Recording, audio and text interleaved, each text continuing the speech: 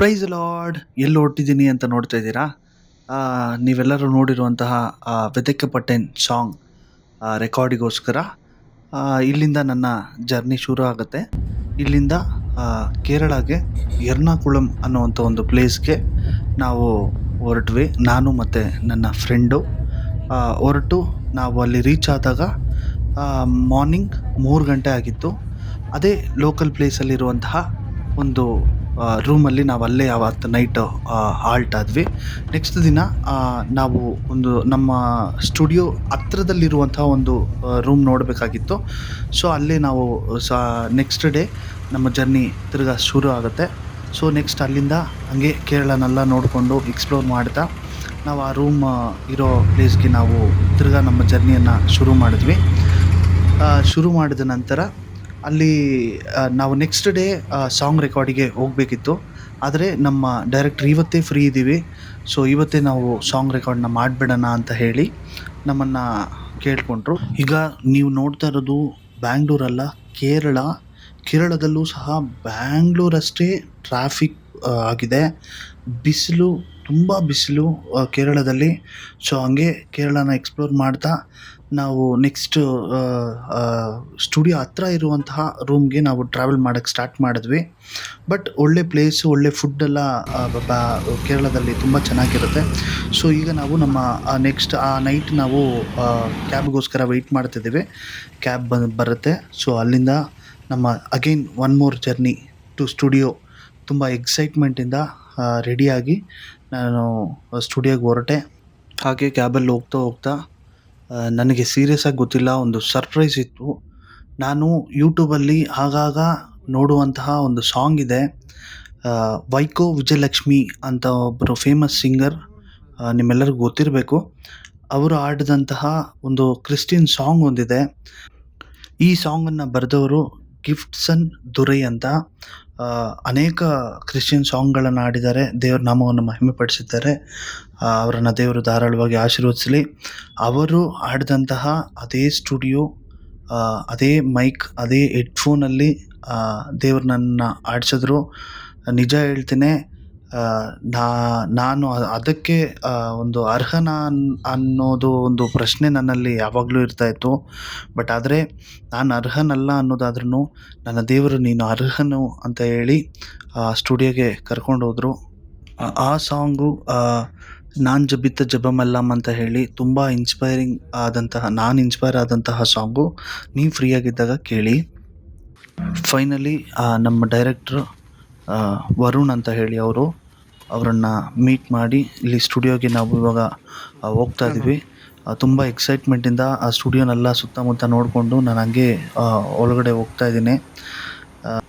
ಹಂಗೆ ಸ್ಟುಡಿಯೋ ನೋಡ್ತಾ ನಮ್ಮ ಸೌಂಡ್ ಇಂಜಿನಿಯರ್ ಕರೆದು ಸಾಂಗ್ ನೇಮ್ ಮತ್ತು ಸಾಂಗ್ ಡೀಟೇಲ್ಸ್ನೆಲ್ಲ ಕೇಳ್ತಾಯಿದ್ರು.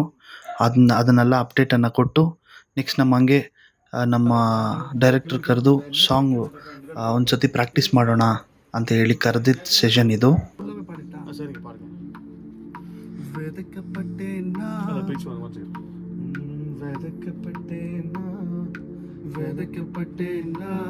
இந்த பூமியிலே அந்த ஆண்டவராலே மனிதரை நம்பியே மாந்து போனே, உலக இச்சையினாலே தேரோவானே.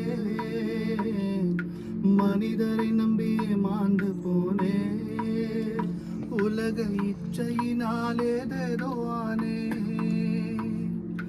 பரிசுத்தமாய் வாழ்ந்திட கிருபை தந்தீரே, பரிசுத்தமாய் வாழ்ந்திட கிருபை தந்தீரே. நன்றி நன்றி ஐயா, உமக்கு நன்றி நன்றி ஐயா. விதைக்கப்பட்டேன்னா இந்த பூமியின் மேலே அந்த ஆண்டவராலே. ನಾನು ಸಾಂಗ್ ಹಾಡೋಕ್ಕೆ ಸ್ಟಾರ್ಟ್ ಮಾಡಿದೆ. ಹಾಡಾಡಕ್ಕೆ ಹೋದಾಗ ತುಂಬಾ ನರ್ವಸ್ ಆದೆ. ಅಲ್ಲಿ ನಾನು ಹಾಡಾಡಿದ್ದಕ್ಕಿಂತ ನೀರು ಕುಡಿಯೋದು ಮತ್ತು ಮುಖವನ್ನು ಒರೆಸ್ತಾ ಇರೋದೇ ನನ್ನ ದೊಡ್ಡ ಕೆಲಸವಾಗ್ಬಿಡ್ತು. ಆ ಎ ಸಿ ರೂಮಲ್ಲೂ ಸಹ ತುಂಬ ಸೆಕೆ ಆಗ್ತಾಯಿತ್ತು. ಅಂದರೆ ತುಂಬ ಭಯ ಆಗಿದ್ದೆ, ನಾನು ತುಂಬ ಭಯದಿಂದಿದ್ದೆ. ಆಮೇಲೆ ಒಂದು ನಿಮಿಷ ಹಂಗೆ ಪ್ರೇಯರ್ ಮಾಡಿ ಈ ಸಾಂಗ್ ಹೆಂಗನ ಮುಗಿಸ್ಬೇಕಂತ ದೇವ್ರ ಹತ್ರ ಪ್ರೇಯರ್ ಮಾಡಿ ನೆಕ್ಸ್ಟ್ ಸಾಂಗನ್ನು ನಾನು ಹಾಡೋಕ್ಕೆ ಸ್ಟಾರ್ಟ್ ಮಾಡಿದೆ. ದೇವರ ಕೃಪೆಯಿಂದ ಚೆನ್ನಾಗಿ ಆಡಿ ಇವತ್ತು ರಿಲೀಸ್ ಆಗಿದೆ. ಆ, ರಿಲೀಸ್ ಆಗಿ ಹತ್ರ ಹತ್ರ 10,000 ಜನ ನೋಡುವಂಥ ಒಂದು ಹಾಡಾಗಿದೆ. ಅನೇಕ ಜಾಗದಲ್ಲಿ ಅನೇಕ ಸಭೆಗಳಲ್ಲಿ ಈ ಸಾಂಗನ್ನು ಹಾಡ್ತಾ ಇದ್ದಾರೆ, ಕೇಳ್ತಾ ಇದ್ದಾರೆ ಅನೇಕ ಸಭೆಗಳಿಂದ. ನನಗೆ ತುಂಬ ಸಂತೋಷವಾಗಿದೆ. ಇವತ್ತು ಸಹ ನಿಮಗೆ ನಾನು ಹೇಳೋದೇನೆಂದರೆ, ನನ್ನಿಂದ ಇದು ಸಾಧ್ಯವಿಲ್ಲ, ಇದು ನಾನು ಮಾಡೋಕ್ಕಾಗೋದಿಲ್ಲ ಅಂತ ನೀವು ಯಾರಾದರೂ ಮನಸ್ಸಿನಲ್ಲಿ ಅಥವಾ ನೀವು ಯೋಚನೆ ಮಾಡೋದಾದರೆ, ಇದೊಂದು ದೊಡ್ಡ ಎಕ್ಸಾಂಪಲ್, ಇದು ನನ್ನ ಒಂದು ದೊಡ್ಡ ಸಾಕ್ಷಿಯಾಗಿದೆ. ನನಗೆ ಗೊತ್ತಿಲ್ಲ ಕೇರಳ ಎಲ್ಲಿದೆ ಅಂತ, ಎರ್ನಾಕುಳಂ ಎಲ್ಲಿದೆ ಅಂತ ಹೇಳಿ, ಆ ಸ್ಟುಡಿಯೋ ಎಲ್ಲಿದೆ ಅಂತ ಹೇಳಿ. ಆದರೆ ದೇವರು ಕರ್ಕೊಂಡು ಹೋಗ್ಬೇಕು, ನಿನ್ನನ್ನು ನಾನು ಅಲ್ಲಿ ನಿಲ್ಲಿಸಬೇಕು ಅಂತ ನಾವಲ್ಲ, ದೇವರು ತೀರ್ಮಾನ ಮಾಡಿದ್ದಾರೆ. ದೇವರು ತೀರ್ಮಾನ ಮಾಡಿರೋದಾದರೆ ಆಯಿತಾ, ನೀವು ಎಲ್ಲೇ ಇರಿ, ಹೇಗೆ ಇರಿ, ನೀವು ಏನೇ ಯೋಚನೆ ಮಾಡ್ತಾ ಇರಿ, ದೇವರು ಕರ್ಕೊಂಡು ಹೋಗಿ ನಿಲ್ಲಿಸುವಂತಹ ಸಮಯ ಬಂದಾಗ ದೇವರು ನಿಲ್ಲಿಸ್ತಾರೆ. ನೀವು ಇವತ್ತು ಮನಸ್ಸಿನಲ್ಲಿ ಕೊರಗ್ತಾ ಇರೋರೇ ಆಗಿದ್ದರೆ, ದೇವರು ಖಂಡಿತವಾಗಿಯೂ ಹೇಳ್ತೇನೆ, ದೇವರು ನಿಮ್ಮನ್ನು ಉನ್ನತ ಸ್ಥಾನಕ್ಕೆ ದೇವರು ತಗೊಂಡ್ಬರ್ತಾರೆ. ಯಾವುದ್ರ ಬಗ್ಗೆನೂ ಚಿಂತೆ ಪಡಬೇಡಿ. ನಿಮ್ಮ ಎಲ್ಲ ವಿಷಯವನ್ನು ಪ್ರಾರ್ಥನೆಯಲ್ಲಿ ಇಡಿರಿ. ಒಂದು ನೈಟ್ ನಿದ್ದೆ ಕೊಡದೆ ಪವಿತ್ರಾತ್ಮನು ಒಂದೊಂದು ಲೈನನ್ನು ಹೇಳ್ಕೊಟ್ಟಂತಹ ಹಾಡಿದು. ನನಗೆ ಹಾಡು ಬರೆಯೋಕ್ಕೆ ಬರೋದಿಲ್ಲ, ಪವಿತ್ರಾತ್ಮನು ನನಗೆ ಒಂದೊಂದು ಲೈನನ್ನು ಸಹ ಹೇಳ್ಕೊಟ್ಟಂತಹ ಹಾಡಿದು.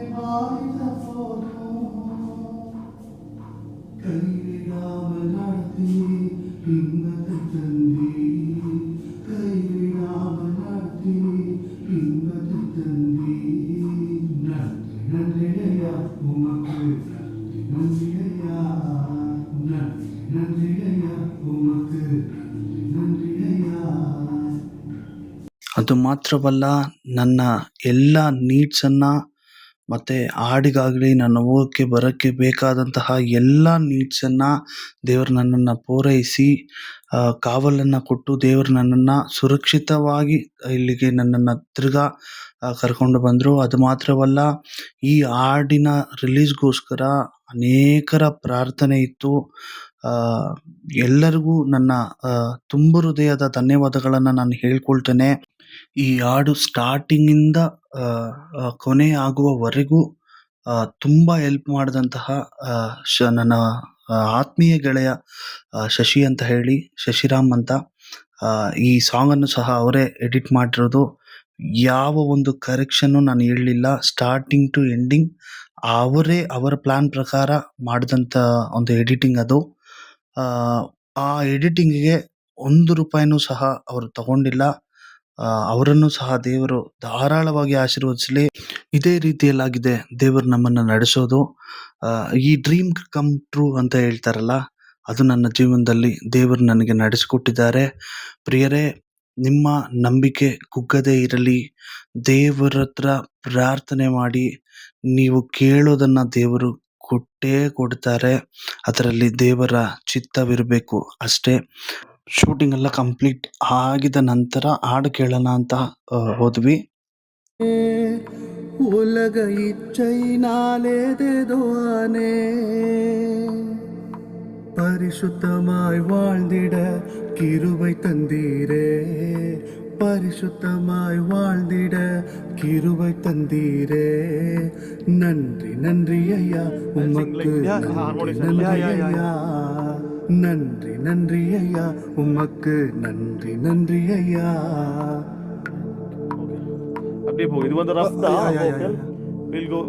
ಇವರೇ ನಮ್ಮ ಸೌಂಡ್ ಇಂಜಿನಿಯರು. ಇವ್ರು ಮಾಡ್ದಂತಹ ಎಡಿಟ್ನೆಲ್ಲ ನೋಡ್ಕೊಂಡು ಕೂತಿದ್ವಿ. உமக்கு நன்றி நன்றி ஐயா.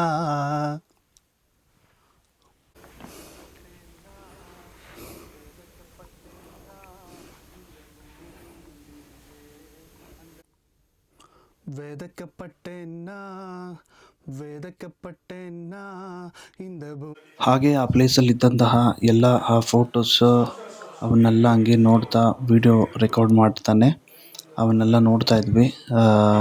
ಹಾಗೆ ನಮ್ಮ ಡೈರೆಕ್ಟ್ರು ಬೇಕಾದಂತಹ ಎಲ್ಲ ಕರೆಕ್ಷನ್ಸ್ ಹೇಳ್ತಾ ಇದ್ರು. இன்னும் எவ்வளோ இருக்கு லைக் சும்மா டைம் வேஸ்ட் பண்ணி சும்மா காசு எக்ஸ்ட்ரா ஆகும். I can do it like அந்த பிச்சிங் எல்லாம் I can do it in my lab. ಹಾಗೆ ಕರೆಕ್ಷನ್ಸನ್ನು ಹೇಳ್ಕೊಂಡು ಡೇ ಮುಗೀತು. ಸಾಂಗ್ ಎಲ್ಲ ಚೆನ್ನಾಗಿ ಬಂತು. ಸೊ ನೆಕ್ಸ್ಟ್ ಮ್ಯೂಸಿಕ್ ಎಡಿಟಿಂಗ್ ಟೇಬಲ್ಗೆ ಹೋಯಿತು.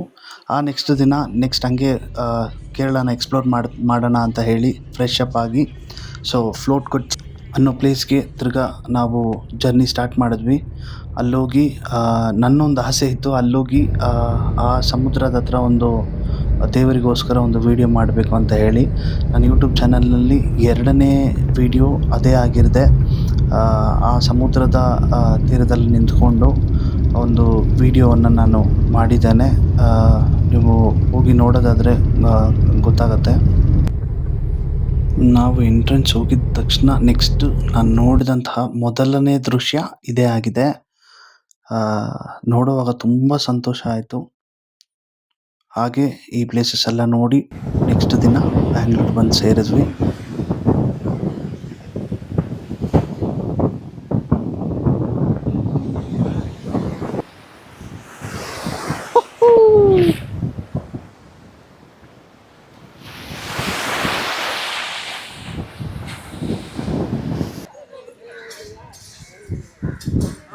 ಶೇಕ್ ಪண்ற ಇನ್ನೂ 2 ಸಾಂಗ್ ಸಹ ನಾನು ಬರೆದಿದ್ದೇನೆ. ಅದಕ್ಕೋಸ್ಕರ ನಿಮ್ಮ ಎಲ್ಲರ ಪ್ರಾರ್ಥನೆಯನ್ನು ನಾನು ಕೇಳ್ತಾ ಇದ್ದೇನೆ. ಪ್ರಾರ್ಥನೆ ಮಾಡ್ಕೊಳ್ಳಿ. ನಿಮಗೋಸ್ಕರ ನಾನು ಪ್ರಾರ್ಥನೆ ಮಾಡ್ಕೊಳ್ತೇನೆ. ಆಮೇನ್.